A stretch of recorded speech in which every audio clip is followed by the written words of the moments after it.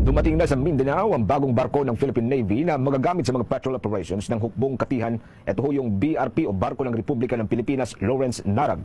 Ang naturang barko ay gagamitin ng Naval Forces Western Mindanao. Ang pagpapadala ng naturang barko sa Mindanao ay bahagi po ng pagpapalakas ng Philippine Navy sa presensya nito sa mga katubigan sa rehiyon. Magagamit ito sa mga maritime security operations sa Western Mindanao, katulad po ng external defense operations, internal defense operations at iba pang mga maritime patrols. Itong barko ng Republika ng Pilipinas o BRP Lawrence Narag ay isang fast attack interdiction craft na gumagamit ng non-line of sight missile system. Ito ay may haba na 32 meters at nakadisenyo sa mga high-speed operations at mabilisang mga pag-atake. Bago dinala sa Zamboanga, una ho itong kinumisyon noong Mayo 21 ng kasalukuyang taon sa Naval Station Jose Andrada dito sa Metro Manila. Nakasabayan nito ang kanyang sister ship sa naturang komisyon na BRP Hermenegildo Yorong. Masaya naman itong sinalubong ng mga miyembro ng Philippine Navy sa Ensign Mahini Pier dyan sa may bagong kalarian sa Zamboanga City. Samantala, inilatag naman ng dating punong mahistrado ng Korte Suprema na si Antonio Carpio ang mga susunod na hakbang na maaaring gawin ng Pilipinas matapos nga ang pag-hijack ng Chinese forces sa mga bangka ng Pilipinas sa Ayungin Shoal sa West Philippine Sea noong nakalipas na araw yan ng Lunes, Hunyo 17. Inirekomenda ni Carpio na palitan ng presensya ng mga tropa ng ating bansa mula doon sa Ayungin Shoal, mula yan sa military patungo sa civilian at magtayo ng lighthouse na i-operate ng Philippine Coast Guard sa naturang shoal, saka maglagay ng substation ng Coast Guard doon at magkaroon ng isang research center ng University of the Philippines. Paliwanag ni Carpio na wala kasing jurisdiksyon ang International Tribunal pagdating sa military activities. Kaya dapat anya na resolbahin muna ang technical problem bago maghain ang bansa ng bagong kaso laban sa China sa Permanent Court of Arbitration sa The Hague, Netherlands. Bagamat maaari daw subukan umano ng China na ipahinto ang konstruksyon ng civilian replacement para sa isinadsad na military outpost ng Pilipinas na BRP Sierra Madre sa Ayungin Shoal, sinabi naman ni Carpio na maaring dumurog ang Pilipinas sa tribunal at ikatwiran na ito ay isang civilian activity. Maaari din anya na humiling ang Pilipinas sa Estados Unidos na magpa-escort sa mga resupply mission para sa mga tropang Pilipino na nakaistasyon sa Ayungin Shoal. Subalit inihayag din naman ni Carpio na hindi pa kailangan ito sa ngayon. Inirekomenda din ng dating maestrado ang pagsasaayos sa ating resupply mission at hinikayat ang mga otoridad na gumamit ng mas mabilis na resupply vessels. Ipagpapatuloy naman ang pagbabawal din sa paggamit ng mga baril sa mga kumprontasyon, gayon din ang pagbabawal ng pagdadala ng matutulis na armas para maiwasan ang tensyon. Dapat din anyang idokumento ng mga mamamahayag ang resupply missions para malabanan ang posibleng false claims mula sa China. Ipinanukala din ni Carpio na dapat humingi ang Pilipinas ng diplomatikong suporta mula sa mga kaalyado nito na maglabas ng mga statement laban sa mga aksyon ng China. Samantala, sinabi din ni Carpio na ang naging hakbang nga ng puwersa ng China sa Ayungin ay labagyan sa international law dahil ito ay nangyari sa loob mismo ng exclusive economic zone ng ating bansa at mayroon ding sovereign immunity ang ating bansa. Kaya't hindi anya maaaring sampahan, arestuhin o samsamin ang mga barko nga pandigma ng ating bansa sa lugar, kasama na dyan ang auxiliary vessel. China mga sangkay, bistado na po ng buong mundo at binansagan pang kagaya po ang mga galaw ng mga pirata. South China Sea clashes. Sabi po dito, China-Philippines. Dito mga sangkay, sa report na ito, nabansagan po ang China na kagaya daw po ang ginagawa ng mga pirata. Ito, international to mga sangkay ha.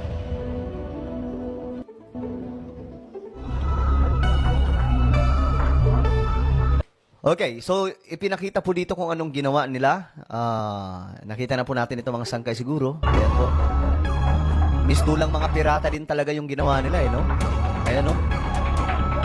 Ayan no? Tingnan niyo naman yan mga sangkay.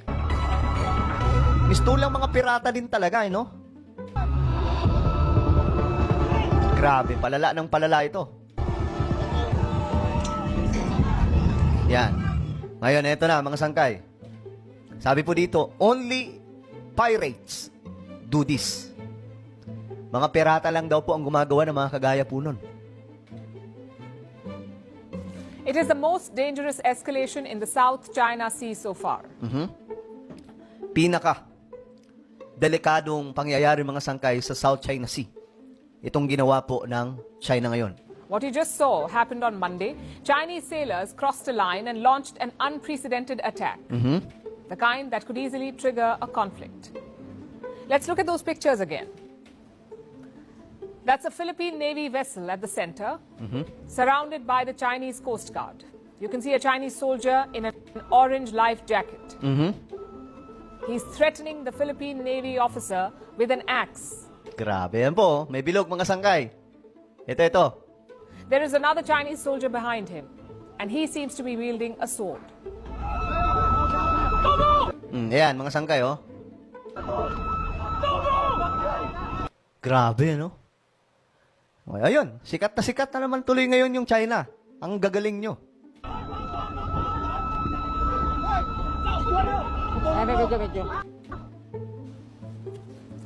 And from here, the situation deteriorated. Chinese troops deployed tear gas. They hurled rocks. They blared sirens and strobe lights. Some Chinese troops boarded the Philippine boat and they destroyed it. The boat's equipment was smashed. Nanguha pa ng bag. Tingnan nyo, oh. Yung ito. The Chinese troops punctured the rubber boat. They took away phones and rifles of Filipino personnel.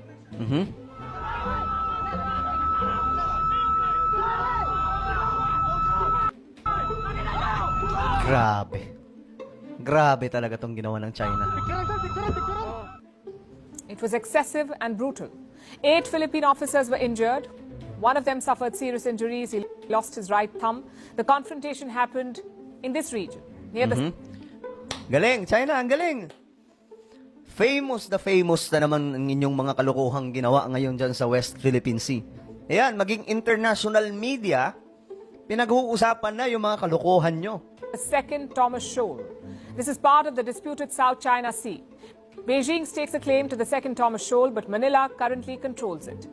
In recent years, Beijing has challenged Manila's claims. The Chinese have sent a large number of Coast Guard ships. They've engaged in a number of provocative actions. Ginawa po kasi nila yun para talagang ma-invade nila itong part, mga sangkay ng West Philippine Sea sa may Ayungin Shoal. Nagpadala po sila ng napakaraming mga ships na peperme po doon, mga Coast Guard. At ngayon, mga sangkay, nakubkob po nila yung ibang bahagi. Pero nasa loob na po yan, mga sangkay, ng exclusive economic zone ng Pilipinas. All of it near the second Thomas Shoal. They've rammed into Manila's ships. They've fired water cannons at them. The Chinese have tried to establish a blockade around this shipwreck, the Sierra Madre. Yan. Ito po yung warship natin, mga sangkay, na sira na, pero andyan pa rin. Ito po yung nagiging detachment ng Pilipinas dyan po sa Ayungin Shoal. This is a World War II era ship. It was deliberately marooned by the Philippines in the 1990s, mainly to assert its claims on the second Thomas Shoal. The Philippines has stationed Marines on it, on the shipwreck. They have Grabe, no? Saludo din talaga ako sa mga sundalong to, eh. Mabuhay kayo, sir.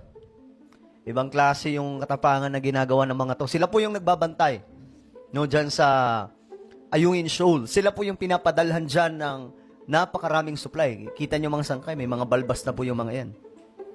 Malayo po sa kanilang pamilya. No? Pero talagang willing sila na magsilbi para sa ating bayan. Yan po yung kanilang sinumpaang tungkulin. Marines, and these Marines need supplies. So every now and then, Manila sends a boat or a ship with supplies for the soldiers. China has actively tried to block these missions, these supply missions. And Monday's events are a sign. The Chinese are resorting to more aggressive tactics. The same strategy that they've used with India on the Himalayan border. The same? Anong sabi? Kaparehas ng ginawa daw nila sa India. Today's events are a sign. The Chinese are resorting to more aggressive tactics. The same strategy that they've used with India. On the Kaparehas na estratehiya na ginawa daw nila sa India. Kaya nga lang, mga sangkay, ang India pumalag. Kasi mayroon din po silang problema sa border. Muntikan nga pong pasukin din ng China itong Indian Ocean. Kaya nga lang, pinadalhan kaagad ng India ng napakaraming warship. Himalayan border. More aggression, more provocation. Since 2020, Indian and Chinese troops Ayan. Kita nyo, mga sangkay, sa India yan. Sa border. clashed on more than one occasion in Ladakh. This is along the line of actual control, or LAC. Yan, kamuntikan na rin yan, mga sangkay. Mga sundalo po yan ng India. And here too, Sa the border. Chinese use sticks and rods to attack. Now they're doing the same with the Philippines and justifying it to boot. 菲律宾不顾中方的劝阻， The Philippines, in defiance of China's warnings, insisted on trespassing on Rinay Reef in China's Nansha Islands. This is the direct cause of the incident. Ako naniniwala na rin talaga ako na malaking ano to ng China. Kumbaga may ginagawa pong kalokohan itong China. Kasi hindi lamang po sa Pilipinas nila ginagawa ito. Ginagawa po nila yan sa Japan. Ginagawa po nila yan sa India.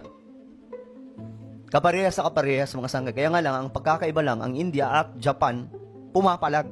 Ang Pilipinas, sa totoo lang, nagpapaawa lamang po tayo. Wala po tayong maipalag mga sangkay kasi wala naman po tayong kagamitan dyan na pandigma eh. Pero kung magbabarikada po dyan yung mga kasundaluhan natin, wala naman pong magagawa itong mga Chinese. Alangan naman, persahin po nila yan.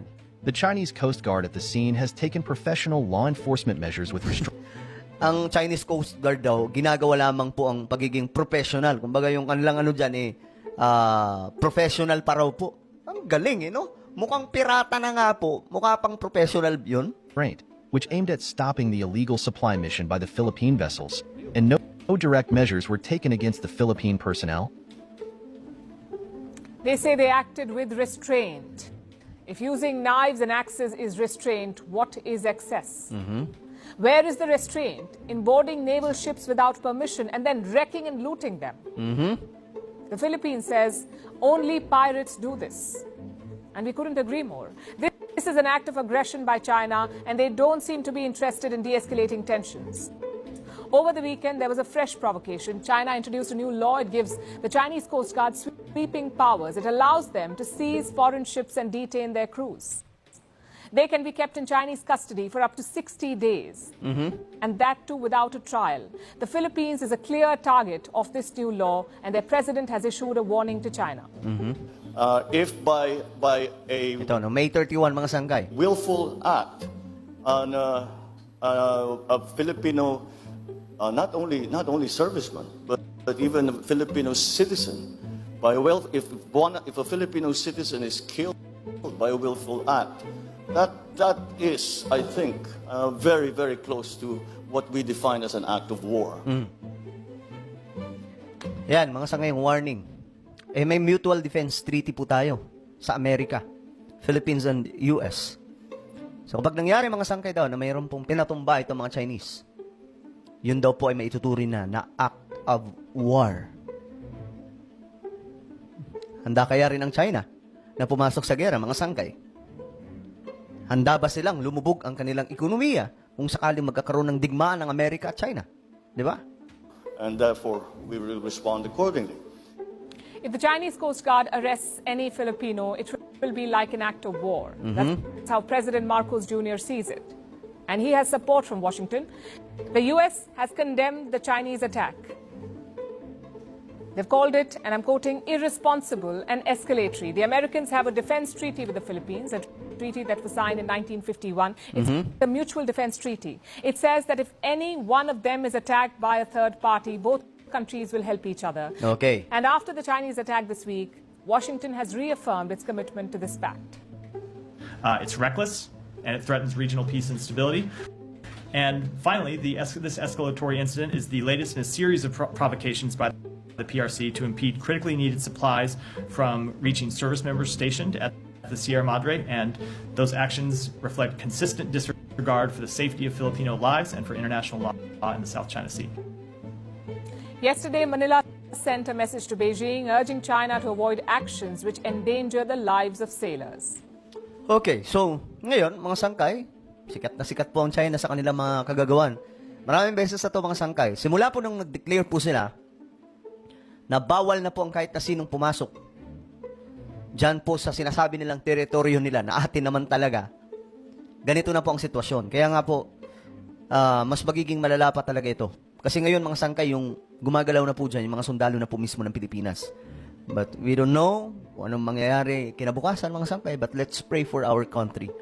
Let's pray for our Philippine forces na ingatan at gabayan po sila ng ating Panginoon. Kasi karamihan naman po dito sa mga Chinese, wala po yan Diyos No? So ano po ang inyong opinion? Kayo ba ay naniniwala na itong ginawa ng China is kagaya po ng mga galaw o behavior ng mga pirata? I-comment niyo po sa ibaba ang inyong mga